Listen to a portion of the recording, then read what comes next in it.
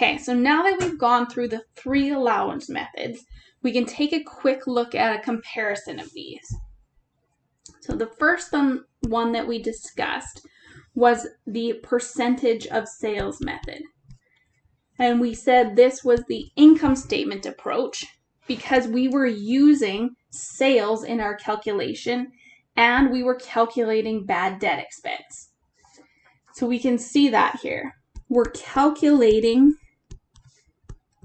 bad debt expense.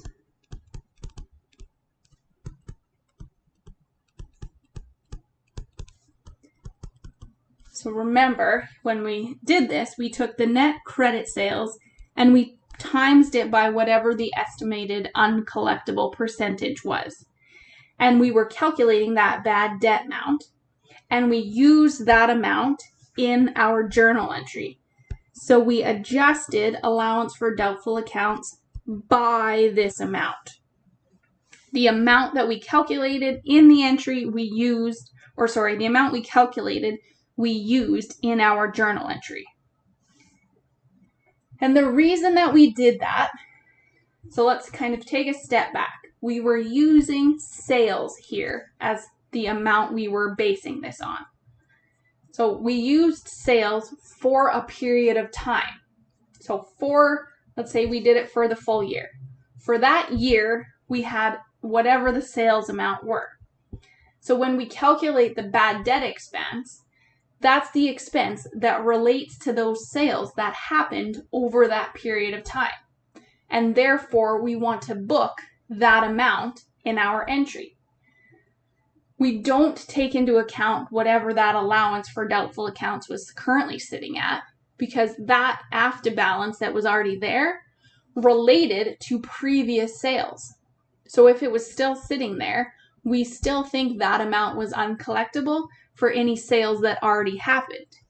So we're booking this new and additional bad debt expense for the sales from the current period that we're looking at. So we book the full amount that we calculate and we add it into whatever the after balance was already sitting at. So that was the income statement approach, just the percentage of sales. And then we looked at these 2 balance sheet approaches.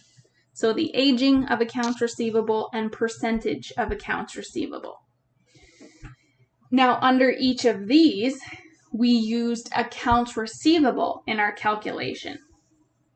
So for the aging, we looked at each column, what the different ages were, and we applied a different percentage to that.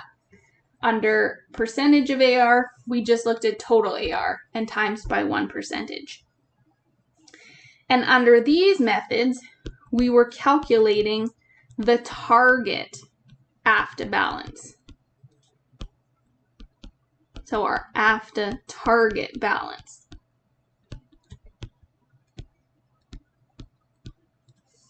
So we needed to calculate that target, but then we also took into account what the current balance was in the allowance for doubtful accounts. And our adjustment was to the amount of the uncollectible. So we had to subtract that, figure out what we needed in order to get to the target balance that we calculated. So the bad debt expense was the net. We didn't calculate, or we didn't use the amount calculated in our entry. We adjusted to get to it. Our bad debt expense was equal to that adjusted or that net amount that we used in our entry. And the reason that we did it that way under these 2 approaches was because we were using accounts receivable. So accounts receivable is at a specific point in time, like all our balance sheet accounts are. It's what we need to collect right now.